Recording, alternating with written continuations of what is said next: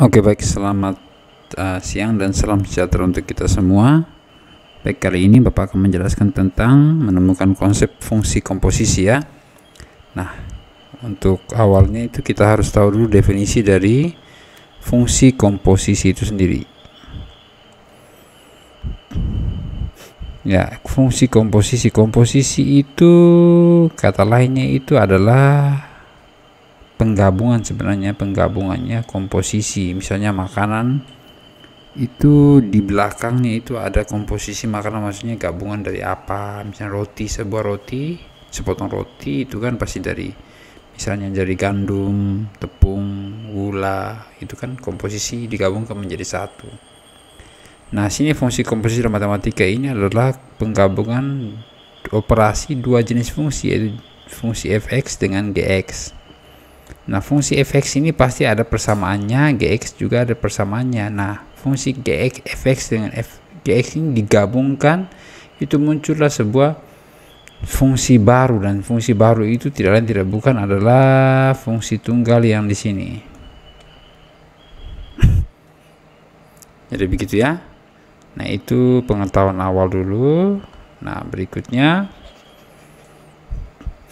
kalau kamu sudah mengerti itu, nah, kita lihat ini rumus fungsi komposisi. Rumus fungsi komposisi, ya, tapi sebelumnya kita harus tahu dulu dia punya lambang ya. Lambang dari komposisi ini, lambang dari operasi fungsi komposisi adalah kayak O, 0. O, kemudian dapat dibaca komposisi ataupun bundaran. Nah, biasanya kalau guru-guru SMA atau guru-guru matematika mengajar, dia biasa sebutnya F bundaran G ataupun FOG ataupun FOG. Nah, itu maksudnya ini ya, ya FOG ini ya, yang pertama ini, ataupun G bundaran F itu, ataupun GOF ataupun GOF, begitu bisa, terserah, yang penting maksudnya mengerti. Kalau yang di atas ini, ini fungsi ini ya, itu artinya GX, fungsi GX yang dimasukkan ke F. Kalau yang di bawah ini fungsi fx yang dimasukkan ke G, itu maksudnya. Nah, itu untuk lebih jelasnya itu kita lihat di bawahnya. Di bawah ini ada penjelasan, di bawah ada.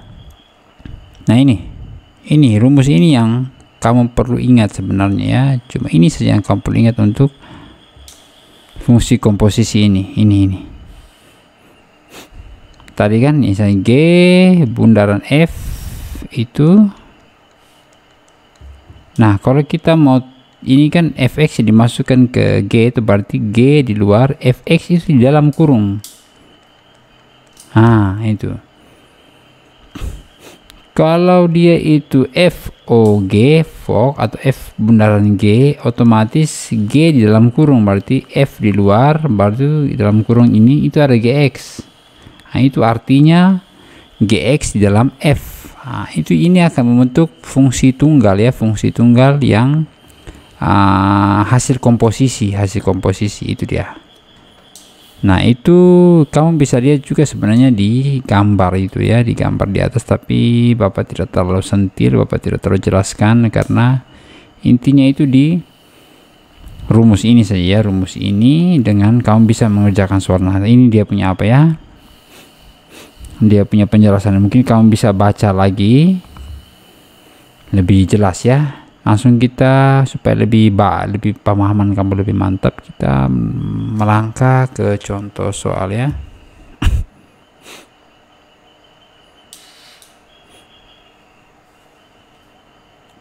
Contoh soal ini sudah disediakan dua contoh soal ya. Ini yang pertama, ini diketahui 2 fx sama dengan 2x tambah 1. Sudah ditahu sudah diketahui fx nya 2x tambah 1 dan gx nya sudah diketahui 3x pangkat 2. Nah, pertanyaan sekarang dia cari f bundaran G.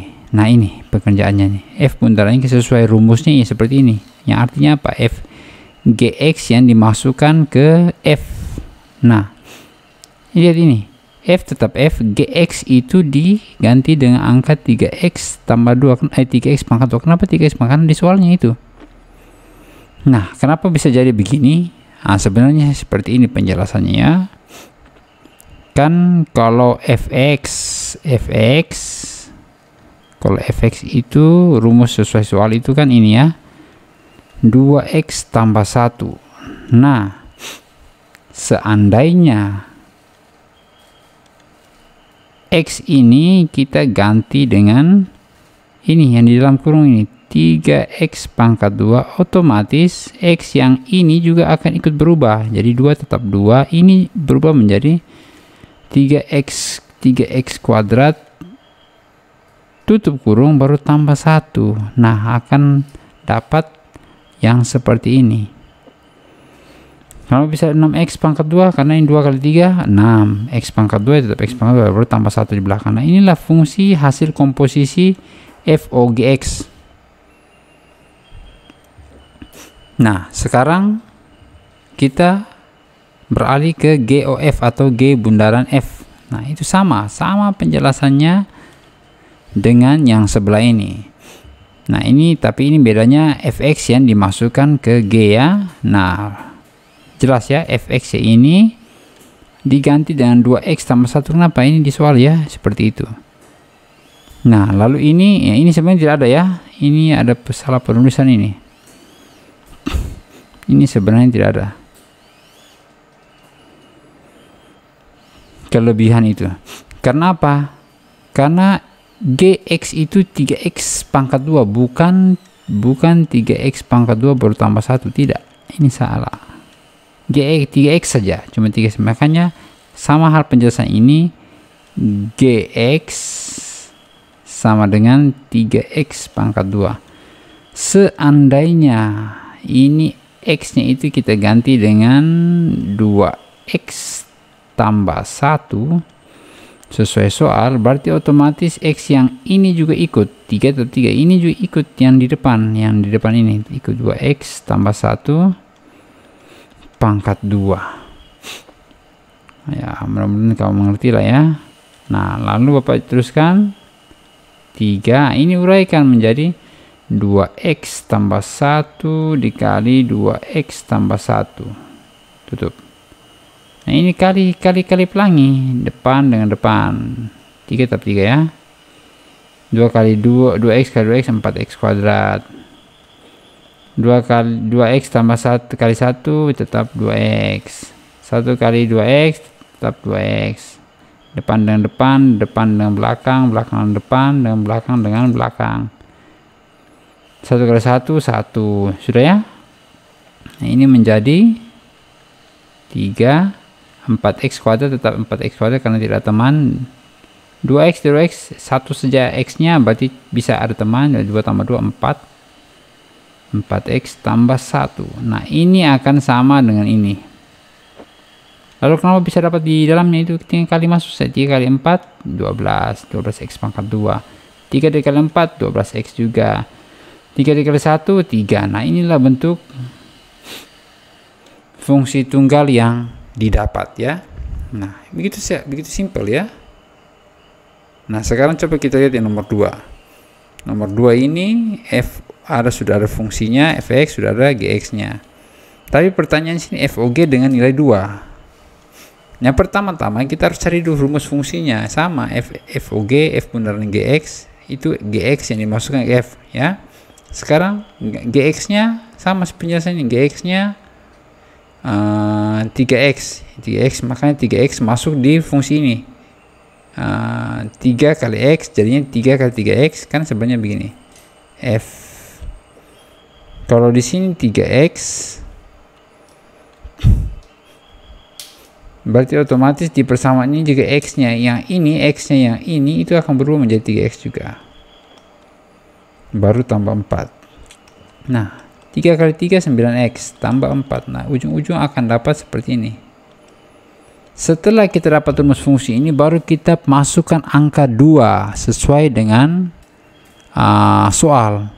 Jadi kalau sini 3, nanti ganti ini dengan angka 3. Jadi O, G, F bundaran G 2, tinggal ganti saja 9, ini X nya ini diganti dengan angka 2 tambah 4, 9 kali 2 18 tambah 4, nah 22. Seperti itu saja. Jadi tolong dipahami dengan baik ya. Oke, selanjutnya kita lihat yang di bawah.